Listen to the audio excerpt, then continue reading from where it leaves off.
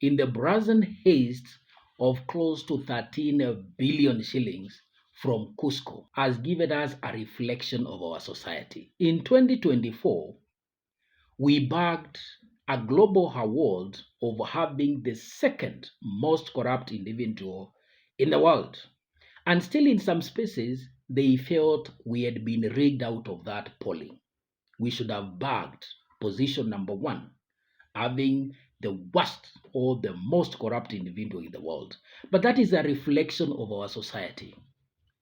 A society where teaching the youth about creation of wealth through investing and taking all the time in allowing compounding to build their wealth, when they are able to identify from every corner a billionaire, a wealthy individual out of corruption proceeds. Cusco was headed by this individual, Mr. George Ototo. It was under the chairmanship of this individual, Mr. George Bogutu, together with a third George and 5 other individuals, as identified through a forensic audit by PricewaterhouseCoopers. These individuals bled the Sacco apex body, Cusco, so much in billions that in short 7 years, as per the audit report, they left Cusco insolvent to a tune of 12.5 billion shillings. But what is Cusco? Cusco is an umbrella body for the Sacco movement. Saccos are divided into 2 levels.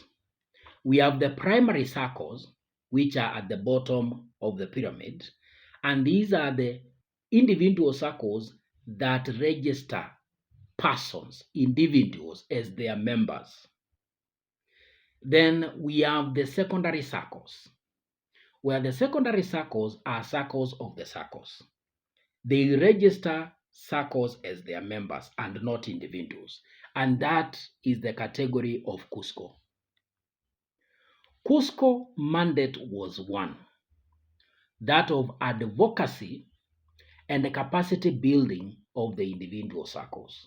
While the individual saccos or the primary saccos have one mandate, they are supposed to be vehicles that pursue economic empowerment of their members with a view to alleviating poverty. So the entire process through which these individuals bled Cusco was because they went outside the core mandate of Cusco, and they built an empire of other 5 subsidiary institutions which were carrying out businesses or financial services. And it is through those spaces where these guys looted Cusco dry.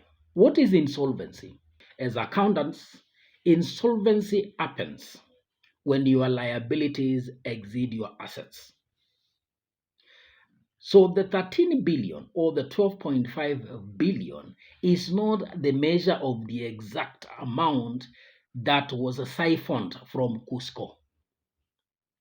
This is the difference between the total assets and the total liabilities of Cusco as per the audit, not what they have printed in their financial statements. Accountancy as a profession sometimes is used badly. And accountants used to cook figures and project the wrong financial position and performance of institutions. And this is exactly what was happening at Cusco, where the dead woke up and certified financial statements. And therefore, the 12.5 billion measures the extent to which the liabilities or the obligations to pay in Cusco have exceeded their assets. And that is to say, the total assets as per the corrected audited financial statement of Cusco stood at 5.2 billion, while the total liabilities stood at 17.7 billion. When you take the difference between the 17.7 billion worth of liabilities and the 5.2 billion worth of assets, you are left with a 12.5 billion difference. And that is when we say an institution's balance sheet is in red, where the liabilities are more than the assets. Then how did all this happen? And what danger does it pose to individual saccos? So without whipping emotions of individual members, because we can never run away from the importance of the Sacco movement. And in fact, Kenya has the largest saccos as per the WOKU report. WOKU is the World Council of Credit Unions. And that, again, we need to look at what credit unions are. The credit union is just a different term that refers to saccos in other jurisdictions. In America, West America, instead of using the term Sacco, they call their outfits credit unions.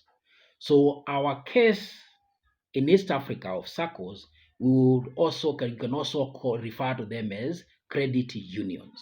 And therefore, the global body that oversees credit unions globally is what we call WOKU. And to gauge the importance and the extent of the Sacco movement, the Kenyan Sacco movement accounts for 30% of the adult working force. While under the global union, the largest credit unions account for 40% of their adult working force. And that measures the extent of the importance and size of the Sacco movement in Kenya.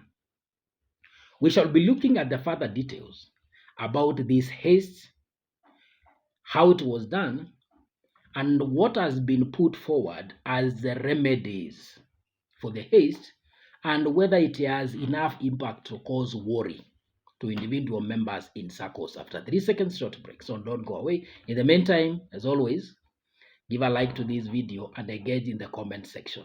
See you after 3 seconds short break. So welcome back to the brazen haste of close to 13 billion from Cusco. And to start with, we need to break away from the confusion of SASRA and Cusco. SASRA is a regulator of the primary SACCOs. It is the equivalence of the central bank for the banking sector. So SASRA registers and regulates primary SACCOs that have attained a specific threshold of 100 million worth of member deposits. And that is the new expanded mandate. Initially, SASRA was only registering and regulating deposit-taking SACCOs, those SACCOs that operate banking-like services that we call FOSA. But when the mandate was expanded, they started regulating SACCOs that have reached the threshold of 100 million worth of members' deposits. So out of the larger population of 4,000 over registered SACCOs in the country, only 357 SACCOs are under the watch of SASRA. On the other side, Cusco is a general umbrella body of all SACCOs. And at that point, it's important to note that Cusco is not regulated under SASRA. In fact, Cusco does not have a regulator. And that's why the leadership under Cusco, the executive and the board, went berserk in that bleeding or siphoning of money from Cusco. How did these hastes happen? It is over a period of 7 years, for it not to be mistaken like this looting was done in 2023 or 2014. It has happened for a long time, from 2016 to be precise. And it has happened in different forms. And the first one was blatant ignorance of the lending policy under Cusco. Generally, the highest loan frequency that you can get from a Sacco is 5 times your deposits. And that is the same policy that was happening under Cusco before the CEO, George Ototo, decided to breach that policy and allow himself the chairman and other officials to access loans from Cusco with the disregard of that policy. And for example, George Ototo himself took loans of about 100 million without any collateral and in breach of that policy that requires your loan to be at a frequency of 5 times your deposits. Himself, he held only 425,000 as deposits. So getting over 98 million, that's about 100 million worth of loans with only 425,000 worth of deposits, that was a blatant breach of the lending policy. So George Ototo's account alone, giving over 98 million worth of loans without collateral and which he didn't pay. Another individual, Walter Kuma, getting loans worth 3.3 million with only 17,000 worth of shares. And those two are just examples of the kind of rot that happened in Cusco loaning, including the departmental loans. But the worst happened in accounting and the management of delinquency at Cusco. And that is what overstated the assets of Cusco irregularly without provisioning for non-performing loans. When those loans are awarded and they are not paid, it is required that you provide or you set aside from the profits of the institutions enough worth to cover the amounts that are not payable or collectible from the borrowers. On the side of lending to saccos, and a good example is Sukari Sacco. In 2016, Sukari Sacco was awarded a loan of 39 million, which they have not paid to date. And to make that matter complex, in the year 2020, SASRA revoked the license of Sukari Sacco, meaning that Sukari Sacco was not supposed to continue offering the FOSA services or taking deposits.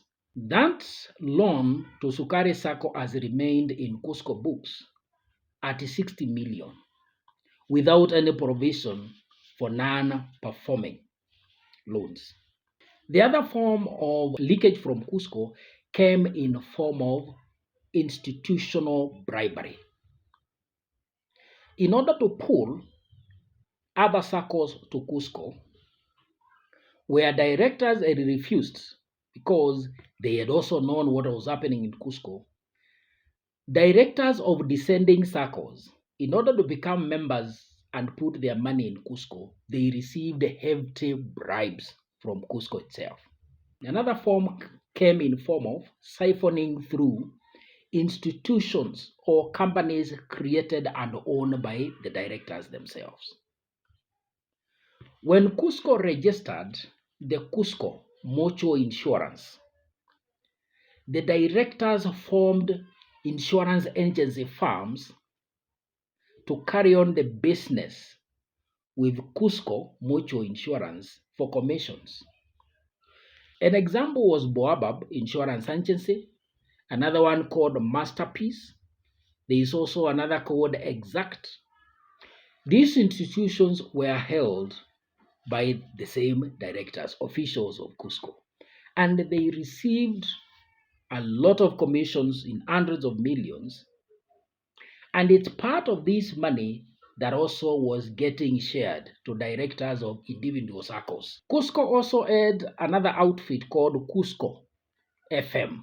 Going by to look at the ownership of Cusco FM, that outfit is owned by George Ototo, the CEO himself, to a tune of 98%. Whether it was held for Cusco itself, the records from the Registrar of Companies indicate that George Ototo is the owner to a tune of 98%. That outfit received hundreds of millions from Cusco, and that web is incessant. So in general, Cusco lost its money through gross mismanagement, financial irregularities, cooking of books, large-scale theft, bribery, a lot of unexplained bank withdrawals, conflict of interests, where institutions owned by the directors and senior management were receiving lucrative contracts from Cusco itself, and advance commissions. Some of these institutions were paid millions in advance commissions for work not done and not documented as well, and other possible criminal activities. Out of the top 10 members in Cusco, we have Invest and Grow Sacco, National Police Sacco, Arambe Sacco, Nasiko Sacco, New Fortis Sacco, Gusii Teacher Sacco, we have Kenya Medical Sacco, Imarisha Sacco, Magereza Sacco, Noble Sacco, and many other Saccos, because as an umbrella body, out of the over 4,000 Saccos in the Sacco movement, where majority, all of them are members of Cusco, but those that have invested in Cusco, those who have put their money in the Cusco Central Fund, are 287 Saccos, totaling 24.8 billion shillings. So what are some of the remedies that have been put forward to safeguard the investment by individual Saccos and turn around Cusco? The first one is that Cusco has been separated, or the central fund has been separated from Cusco and the financial services, where Cusco is supposed to continue with its sole mandate of advocacy and capacity building of Saccos, while the central fund will now be managed by a new Sacco that will be called Sacco Liquidity Fund, which will be regulated by SASRA. The purpose of the new fit and the regulation of SASRA is to continue managing the fund with a view of repaying Saccos what they had invested in the fund, while Cusco continues with advocacy, while the financial services that were being carried out by Cusco remain suspended until Cusco regains public confidence. That is the main remedy. The second way, or the second available remedy for Saccos is that now, because in order to Saccos to reflect a fair view of their financial positions and performance, then Saccos will have to provide or make a provision for the losses of the investment in Cusco. And because this has been happening all along for 7 years, and individual Saccos knew what was happening, is only that it has spilled out to the public in 2024, because going by the communication that was done by Saccos to Central Bank, Saccos went to cry to Central Bank in 2022 about the malpractices that were happening in Cusco, and Central Bank wrote to SASRA. It is from SASRA when they informed the Ministry of Cooperatives that the government came in, suspended the Cusco board, and introduced a caretaker board or an interim board in 2024.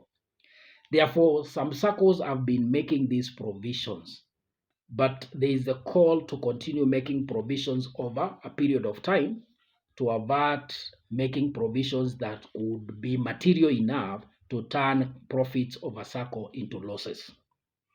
That means currently there is no such risk as Saccos can suffer immediately from the haste from Cusco that endangers individual Saccos, because having looked at the detailed financial statements of Stima Sacco, one Sacco that has invested in Cusco, the amounts that Stima Sacco has invested in Cusco, they are way less than 10% of the balance sheet of the Sacco, and making a provision, where provision means you are deducting a certain amount from the yearly profits or surpluses of the Sacco to take care of what is foreseeable to be lost, or the contingent possibility of loss from Cusco.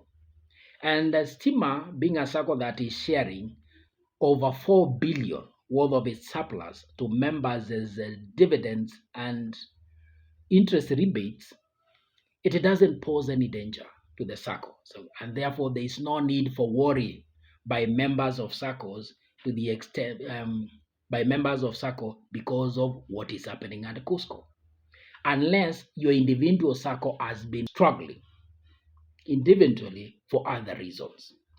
The third remedy will come through the already passed Cooperative Bill of 2024, which have successfully gone through Parliament and is awaiting approval of the Senate. These repealed cooperative laws will tighten the regulatory framework of the Sacco in the Sacco movement and also improve the governance structures in the Sacco, preventing future mismanagement in apex Saccos. And lastly is the segregation of functions in Cusco, where Cusco will be left to continue carrying its sole mandate, and the new outfit, which is be registered as a new secondary apex cooperative society, to take over the functioning of the central fund.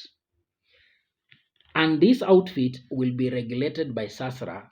That is what is going to cushion the individual Saccos and over time repay them what they had invested in Cusco. And by so doing, what will have been provided as loss in their income statement, reducing their surplus, over time, there is a possibility of those amounts being paid back to individual Saccos once the recovery has been done through the new outfit under SASRA. There is no cause for worry by individual members to the extent of questioning whether you want to withdraw your investments from Saccos or not. Thank you for watching and see you in the next video.